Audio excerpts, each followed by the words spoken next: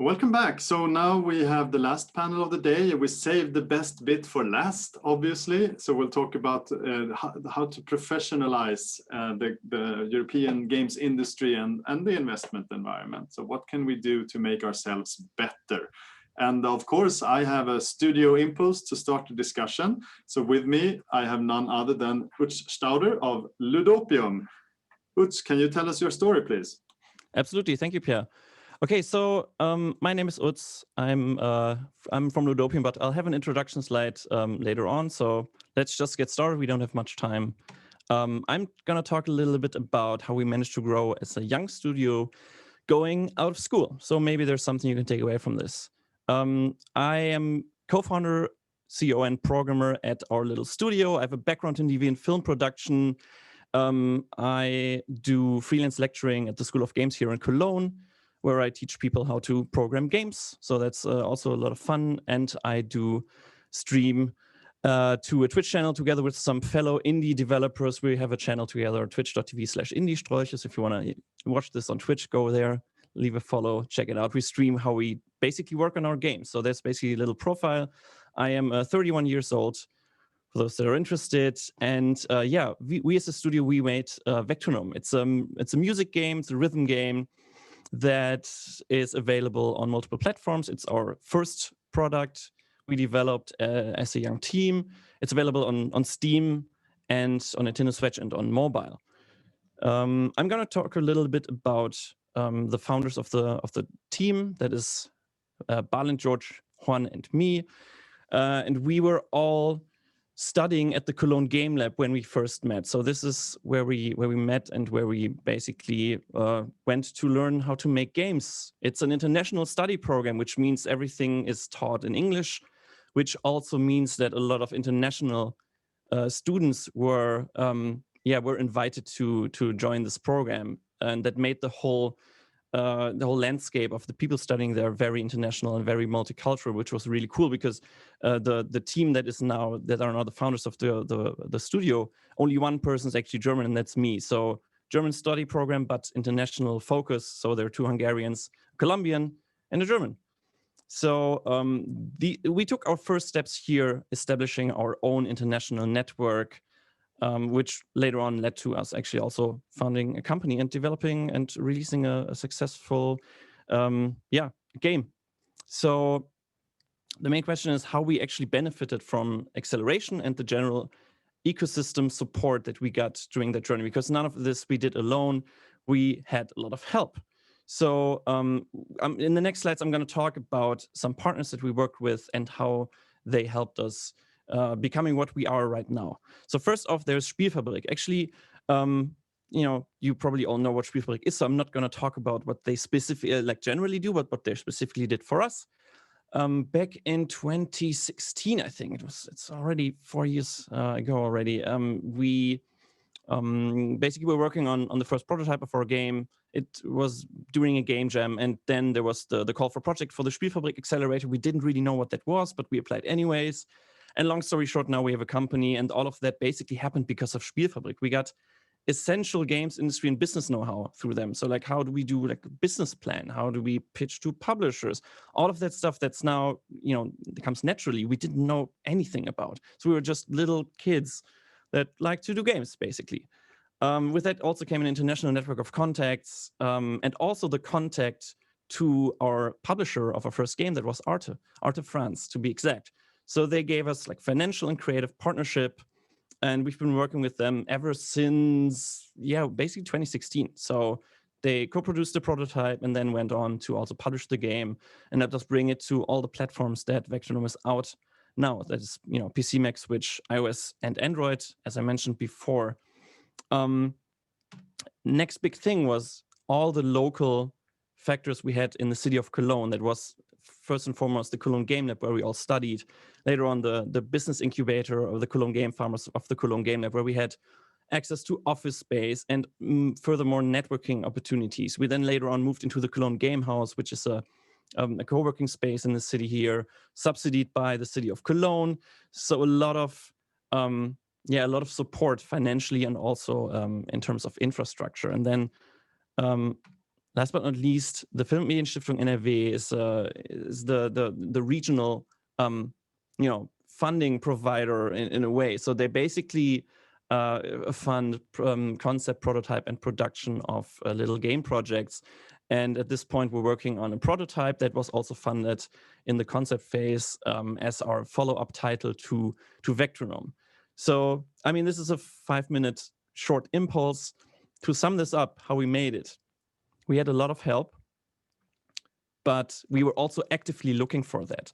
So whenever there was an opportunity for support in general to get things done, we were actively looking for that. We were actively engaging with people, seeking contacts to industry professionals, and thus, broadening our knowledge and network. And all of that led to where we are right now, basically. So this was the impulse. Very short, very brief. There might be some questions, so let's hear them.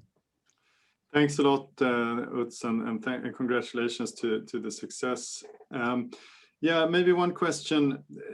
So it looks like the education was very thorough in terms of game development, audio programming, art, and design. And then you found the business and investment through Spielfabrik. But do you think it would have made sense to also have business as part of the education? Well, there was a business as part of the education. Actually, Odile Limpach, who is also part of Spielfabrik, was our lecturer back then. But at that time, no one of us actually cared about the subject that much, to be honest. In retrospect, we would have made different choices, of course. But I mean, that was kind of part of the thing. Business was always this, yeah, I don't know. We want to be creative. We want to make cool games and everything. But the reality, of course, is that this is a very essential part. And if I could go back, I would do it differently. Okay, good. That's great. Odile, bring Utz back to talk to your new students so that they don't make the same mistake. Okay, well, it ended up nicely. It's a happy ending for you, Utz, anyway. So thank you and good luck with the rest of the work for Ludopium.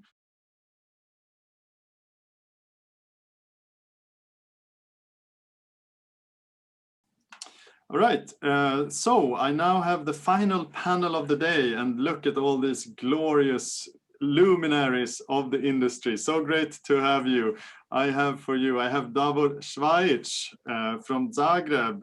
You're a university professor, and you're also helping the students to make sure that they start businesses, Davor. Is that right?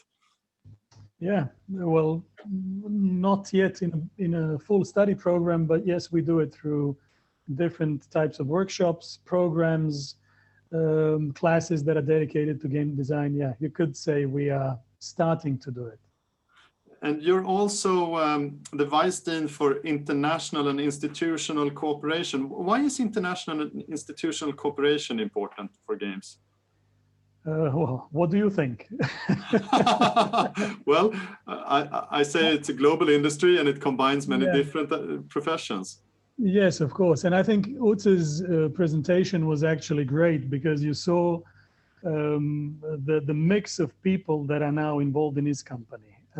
I think the program at Cologne Game Lab is something that can serve as a case of good practice because it is an international program for an international business or an international industry that game design is. So I don't think there is another way to go.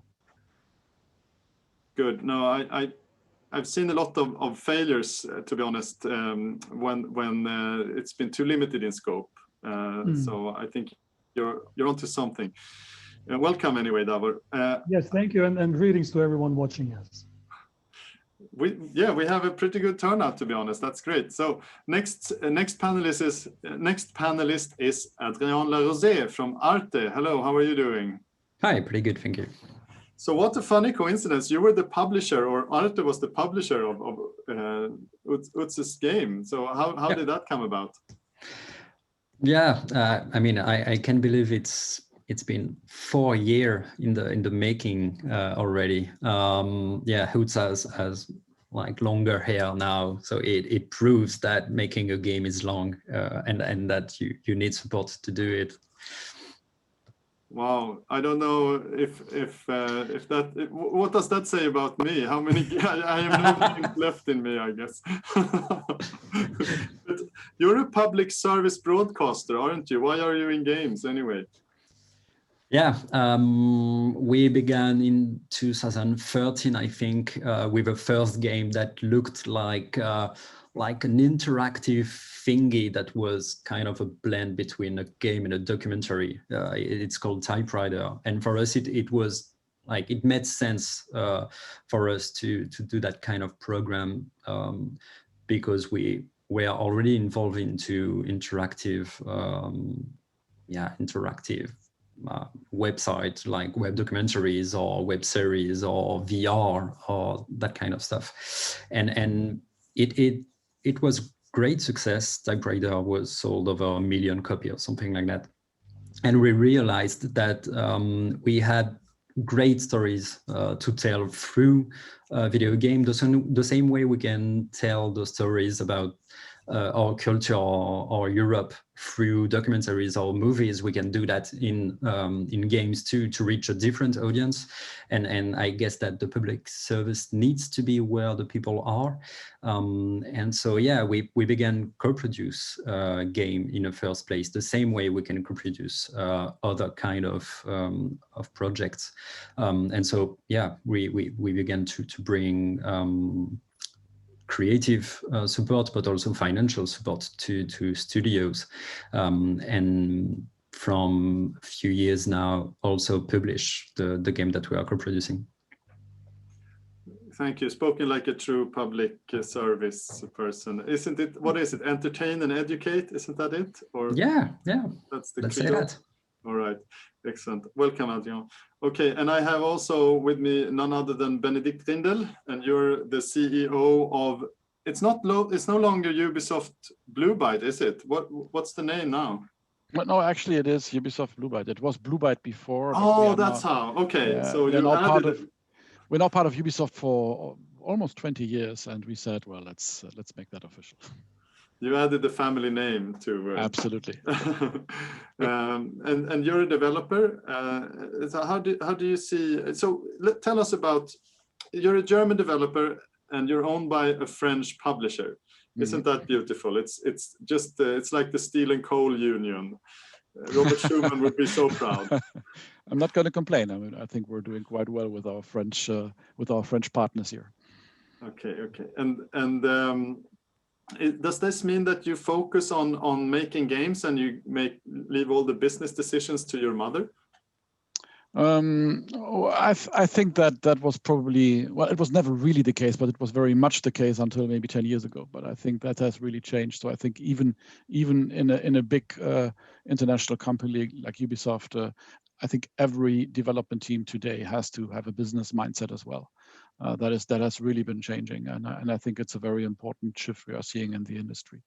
And actually, we've developed our first free-to-play game in 2009. We released it 2010, pretty much exactly 10 years ago, the Settlers Online, and we really had to suddenly fully embrace the business. If you do free-to-play, the separation between development, operation, and business becomes well, almost zero. So we had to do everything together, and I think that was a super good learning for us as a studio.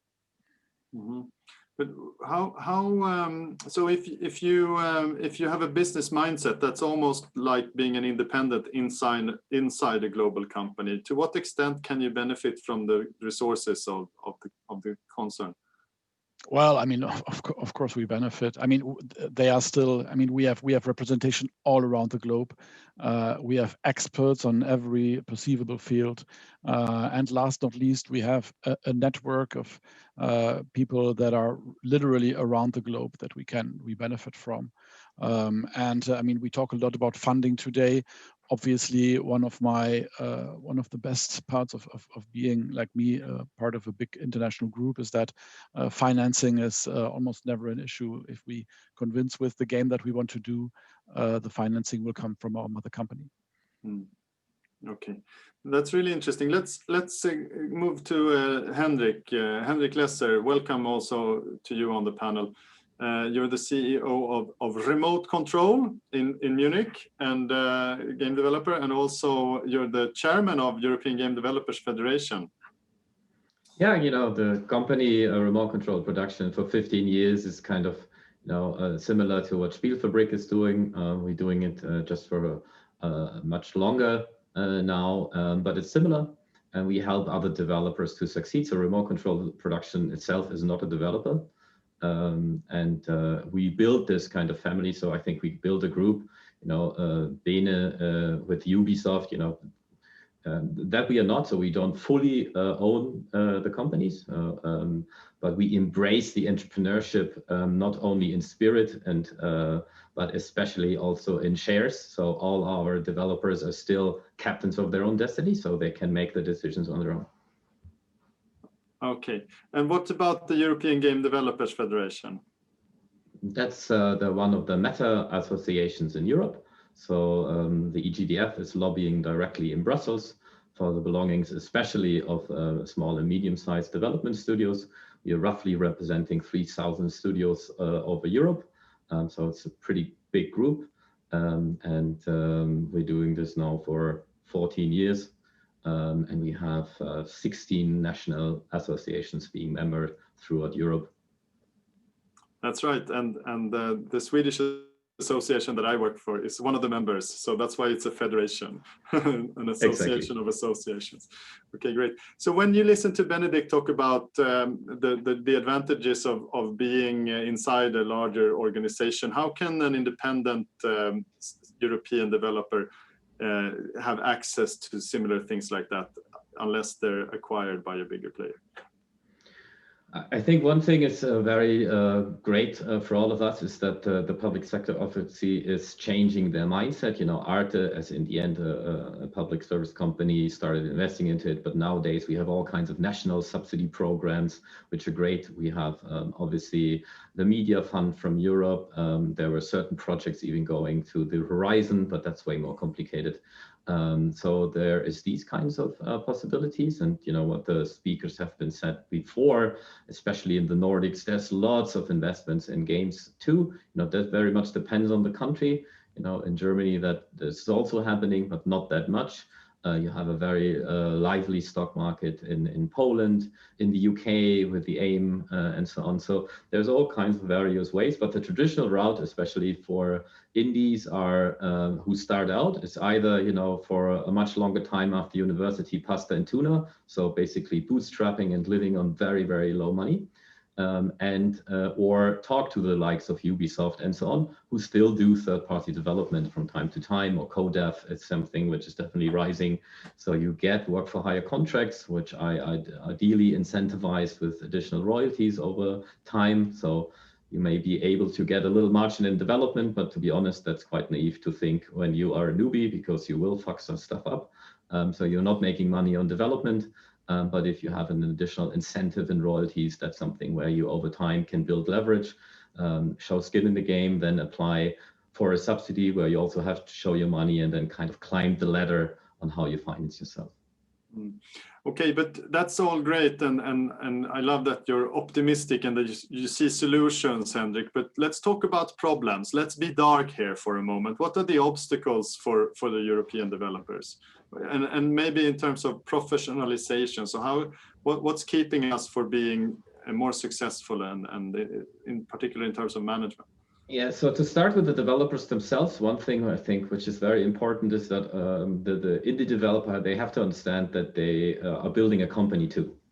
Normally game development is not something where you can blow the horn, get your 5 guys, you know, as in the movies, 40 Days of Madness, and then there's 2 people cutting the movie. This is not how it works. We have to build teams, we have to build companies. That means you not only have to have an entrepreneurial mindset, but you have to understand that you have to build processes and look at it from a management perspective and not just from a leadership perspective. I think that's by far the biggest one. So it's like, however we want to help those people, we need to help them, educate them as leaders, entrepreneurs, and managers. That's the one thing. And the perspective on the other hand is, of course, you know, I think a lot of the subsidy programs, they have to grow. You know, we have now one in Germany, which still has, you know, a little bit of bumps, to be honest. You know, the rule set was not a sure hit and 100% right. So we have some edge cases now, which we still have to solve. That needs to be better. I'm also, to be honest, talking about European developers at the moment. I think some of the subsidies, including the German one, are a little bit too open for non-European actors, in my opinion. So I think we also have to, the limited funds we have today, I think we have to protect them better, for have either our national ecosystem to grow, or at least particularly and especially the European one. But those funds need to grow. And then what one of the speakers has been saying before in regards to funds and how we basically combine those to have more banks being educated about it, because we also make this joke that 10 years ago, ringing up your bank and saying I'm in games was like, ha ha ha, bye. You know, this is like, it was not considered to be a business. It was not considered to be something sustainable. And as someone said before, we're not only the major form of entertainment of the century, we are the main culture technique. And I think that's even more important to understand. We're not just making entertainment, we shape culture, and we shape culture in all kinds of ways, even including serious games, education, and all kinds of stuff. But even you're coming from Europe, having an idea about liberal democracy and those narratives, I think it's very important for everybody, and especially politicians, to understand that gaming is dominating cultural discourse over the next decades. Mm. But to your first point about the developers and their lack of interest in business, so are they in denial? I mean, when we heard from Utz in the beginning of this panel, he had the training from his school, but it was only until he sort of faced the realities of running a business that he was open to acquiring that knowledge. So are the developers in denial about the importance of business? To a certain degree, they definitely are. This is a passion-driven thing, right? This is, if you start making games just because you want to have a secure job and a stable 9-to-5 day, very bad idea. Don't do it. So you need to have a passion, and passion has the dark side as, blind spots, having certain things as denial. You don't want to be on the dark side of making tough decisions in business. Bene and me, we know us for a very long time. We have seen everything, right? And people coming and going and ups and downs. You have to have a mindset, a willingness to accept this and take the responsibility as a leader to also make tough calls. And I'm not saying, tough them up, ladies. That's not the point. The point is that we understand that we are 2020, that there's lots of opportunities, that we are having a diverse colleagues, we have diverse opportunities in business. It's becoming a way more complex thing, but we have to reflect upon who we are as people and our teams and the opportunities out there and the practicalities of it. So yeah, I always see solutions because there's so much trouble and fucked up stuff happening in the world anyhow. So let's stay positive still. All right. Well, no, I don't want to stay positive. I want to stay negative for a little bit longer, and then we can be positive toward the end of the panel. Davor, I come to you now. Maybe you can help me be pessimistic. Just come to Croatia. Welcome to Croatia. Well, it's ups and downs. Let's not talk about the football. So, but when we hear now on the panel and from other speakers today that it's so important for also the new companies to be serious about business, but at the same time, they don't necessarily want to do that. They'd rather make games and not care about the business so much. How can you impress on your students the importance of this? Do you have the answer? Yeah, well, the background of our school is basically film, and the situation in film isn't much different from what it is in games. Our study programs include production as one strand of the study programs, and I think the students, even though they are young and maybe not aware of what awaits them after they finish their education, I think they really are aware of it. And nowadays the practice at school is, and it wasn't so in the past years, or in the years when I was studying. I studied I did part of my studies here in Croatia. So the awareness about what comes after school wasn't always there. And all of us thought there is this ideal world that's just waiting for our big ideas, and we all know it's not so. So I think making these things aware from day one, and I do consider education being the first step into the profession as well. I think that this needs to be done on the educational level as well. So no need to be negative. I think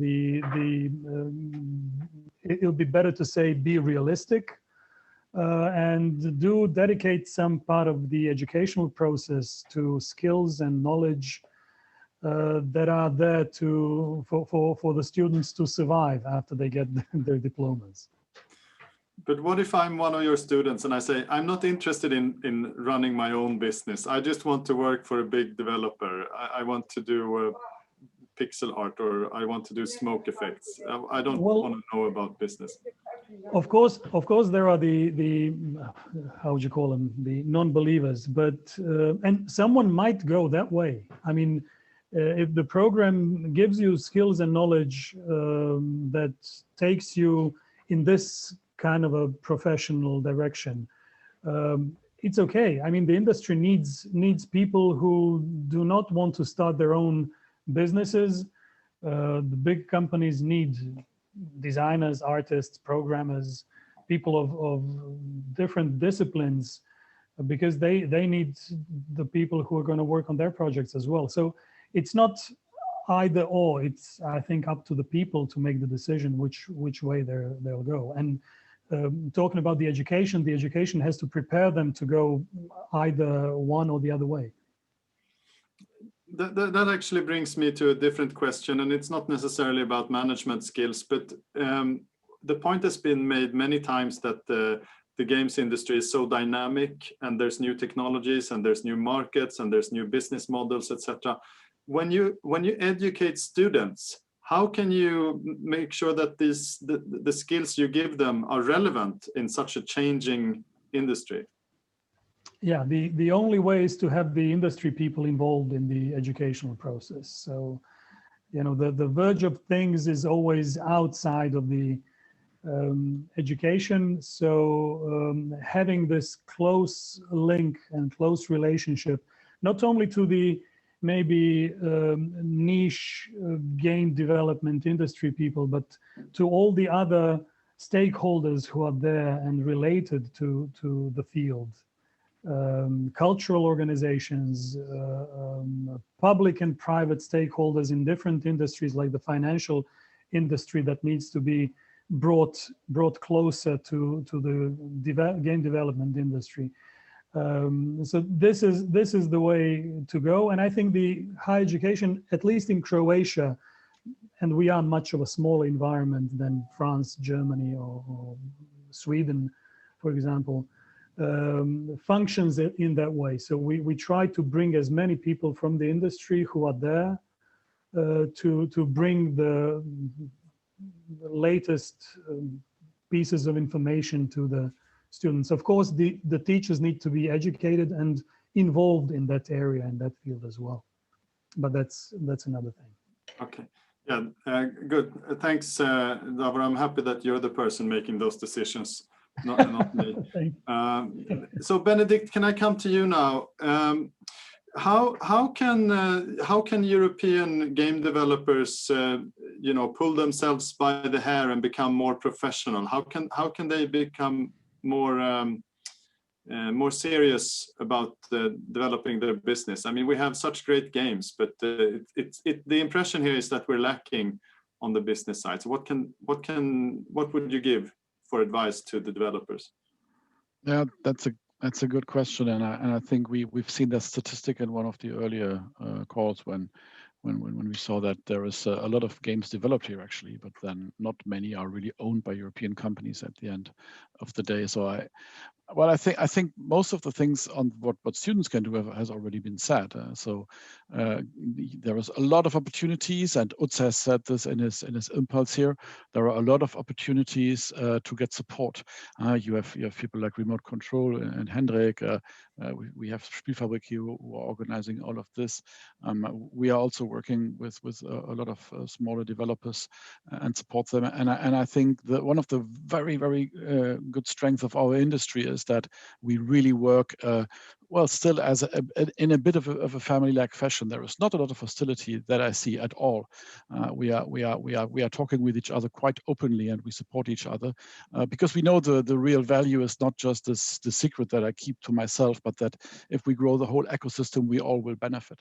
So really step out of your comfort zone if you really want to create a company at the end of the day. If you want to create a studio, step out of your comfort zone and talk with the people that can support you doing this. And it's good to see that more and more schools, more and more universities like Cologne Games Lab are already looking at this. So I think that's one thing. And the other thing, of course, is that the ecosystem that we need in Europe is just not complete. We don't have enough really big players. I think this is something that has to evolve more, and you can't create that like in a second. It will need time to build, and it's good to see that there are groups coming up, and obviously I'm very happy that there was one really big, powerful, surviving French publisher like Ubisoft. We had more big publishers in Europe in the past. I think it's really important that we also develop them, because if we want to develop games with the European culture, with all the influence, as Hendrik has pointed out, then we also need really strong local players in all areas, on the developer side, on the publisher side. And I think that is something that hopefully we will now see get even better as more funding is becoming available. That is always important, as I'm talking about public funding. And then maybe as a next step, and I can more speak for Germany because I don't know the international scene so much, but whenever we have meetings with game investors in Germany, it's quite obvious that most of the people in the room that are investing are not from Germany, because the Germans are still missing out a bit on this one. And I think that is something that hopefully will follow up soon. What can the companies do? I mean, what can the owners and the business, the management, the business leaders, what can they do to approach the goals that you talk about?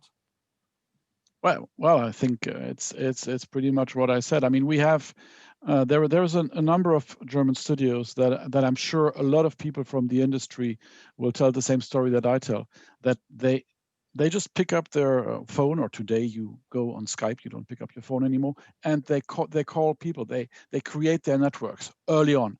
They really ask the tough questions, the open and honest question. I think that's what you can do. Get that experience, and I think then that is the initiative that needs to come from those people, absolutely. And I think then you will really have a lot of support.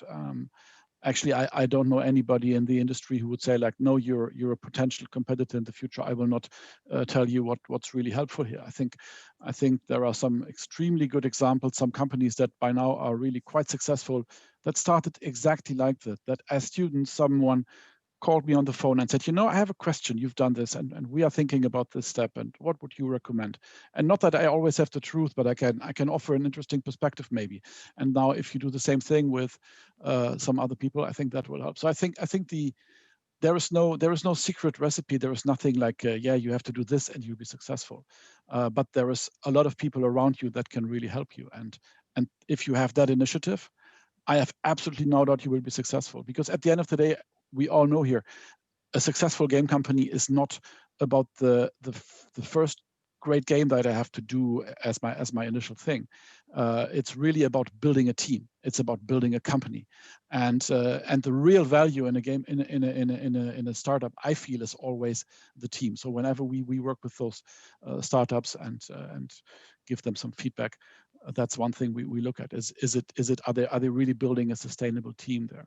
Maybe your first game is not successful. I guess for most successful companies, the first game was not successful.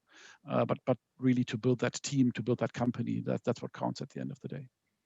All right, there's a lot of good things in there. There's the need and for bigger European publishers, the opportunity to share and learn with the network, and to have the business mindset, and obviously the point you made about the team. Benedict, I'm just I'm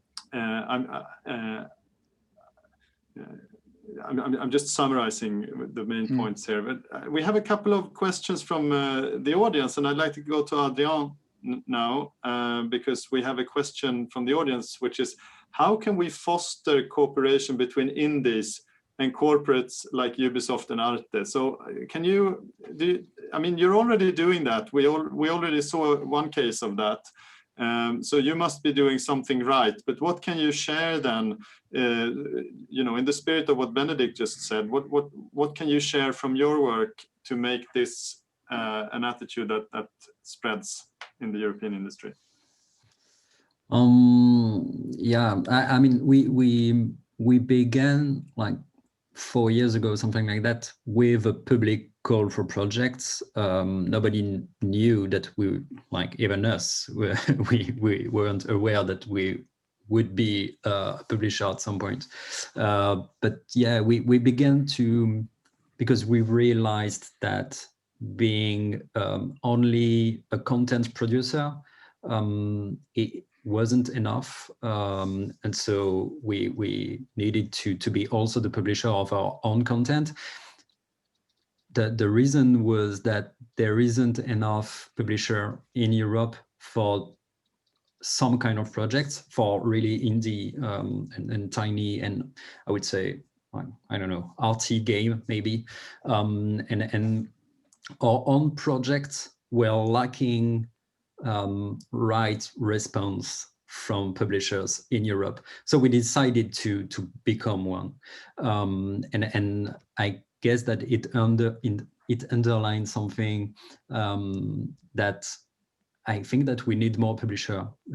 We became one, but I guess that we need more publisher. This morning there was this talk from Newzoo, and he said that there was, I don't really remember the figures, but I did the math, and it was something like 31 games for one publisher, which means that the competition is really fierce, and we can put a lot of pressure on the devs and on the teams to be like, I don't know, like those Swiss Army knives with marketing, and then do a game that you can stream, and do a game that with retention for the public and so on.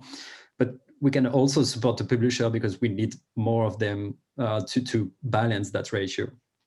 And so, what was my point? Yeah, so we began to go to the festivals, to the fairs, and to play like the other guys, and make our mission known, just to and be in touch, for example with Spielfabrik, to identify that kind of projects that struggle a little bit to find publishers in Europe, and I guess that we need to repair that, and to make sure that we can keep our IP in Europe to the maximum. Good, thank you. I would love to add something here. Yeah, Henrik, I'll come to you in 1 second. I just have to say something about form, because time flies and we only have a couple of minutes left. So I'll very soon I'll come to you for the closing statement, and I want it to be short, and I want it to be specific, and I want it to be answering the question: what is the most important thing you want somebody else to do in order to make the European industry more professional? So who should do something, and it should not be yourself, and it has to be specific. So this is your chance to, you know, to pass the ball to somebody else. Henrik, now you can. I'm curious to hear your comment to Adrian's intervention. My comment was that we need more publishers and more bigger ones. To a certain degree, that's true, but I think in the end we need better games, and we need better developers first. And some of the biggest successes coming out of Europe in the last years were not coming through big publishers. So I really want to advise everybody, that's not the prime solution here. We have to be fast, we have to be good, and that is mostly done with small and medium-sized companies. And the Minecrafts of the world, the Supercells, they were not big companies in the beginning. And now with the stock market especially, and all these opportunities, I think becomes easier than ever for small, medium-sized companies or even groups of them to do something. Don't just bet on the big boys and the big corporates. You know, look at the tech field. You know, it's not Microsoft who was sold today for 30 billion. It was Slack, and Slack was a small company who got funding and so on. So that was before my end statement. Okay, good. So can we'll I do quickly... the closing statements. But okay. Benedict, we'll do the closing statements. Maybe you can make your point in your closing statement. But I'll stick with Henrik for the moment. Who should do something and what in order to make the European industry more professional? Let's pick education then. I think the key is education and talent and who's coming next and the newcomers. So this is a shout out to all people who are responsible for the education in their regions, in their countries, what we can do at a European level. Understand entrepreneurship, understand the mindset. That's what we need for this century, not only in games, but for basically everything. We have to be faster, we have to create more knowledge jobs and not less. So education is the key. Excellent. Thank you, Henrik. Okay, Davor, who should do something and what? Was I called out? No, everybody gets the same question. Well, yes, education does only do, I'd say, half of the work, but the education doesn't exist on its own. The education is part of the big ecosystem, and I think, and again, Cologne Game Lab is a good case of this. Education is not only teaching and learning; it's research, it's cooperation, being raised to the international network that's being built. In the end, cooperation with different, as I said, stakeholders. So education is only grounded and rooted in this bigger ecosystem. And I think it's up to all of us, if we would like to have a bright future, to, okay, maybe streamline it through education, but to work on the future that's hopefully going to be bright for everyone. All right, great. Thanks, Davor. Okay, Adrian, who should do something and what should they do in order to make the European games industry more professional? Maybe because I agree with Hendrik that the first thing is making great game, and I would say that we need to keep our games original and to avoid copying what we see works elsewhere to some extent, and to just trying to not being the followers here and trying to we are good at telling great stories. We are good at innovating in our games. So we should dig that. Sweet. Thank you very much. Be original. Benedict, who should do something and what should they do? Yeah, so I'll slip in a short comment that I wanted to do on Hendrik first. So I think I fully agree. I think the big opportunity of all the small companies that we already do have in Europe is that they come up with the great innovative concepts. They typically come from small unknown companies, but I think for the ecosystem, it's so important that we have the big companies as well, so they don't wander elsewhere and are under the roof of the big Chinese or American companies later. So I think that's where we need the best mix, and then I think everybody can bring his or her strength or their strength to the field. I confirm, I agree to everything the others have said. But now today, this whole day is hosted by BMVI. So I'm gonna speak with the public funders. I think it's been a great step. So what I'm telling them is, please stay the course. Continue to look very carefully at the programs you are doing. This really shall bring the whole industry, the small ones, the big ones, the small productions, the big games, on a level playing field with the international big development markets. We don't have a really strong ecosystem yet. I think for that, please continue to look at this, work with the companies that are using those funds to make them really hit the target. And also, and that's one of the strengths that we should use in Europe, really focus on, or let's say also allow and enable companies to collaborate with other developers in Europe, because I think we don't benefit enough from the great mix of cultures we have in Europe. The Americans are much better at this because they have them all in one country, and we still have too many borders that we have to overcome. And let's also really focus on those development across borders. Thank you, Benedict. What a great way to close this panel. We're out of time. Thank you so much. Dear audience, don't forget to answer the poll. And this has been the professionalization panel. Thank you very much for the invitation. Thank you. Thank you. Thank you all.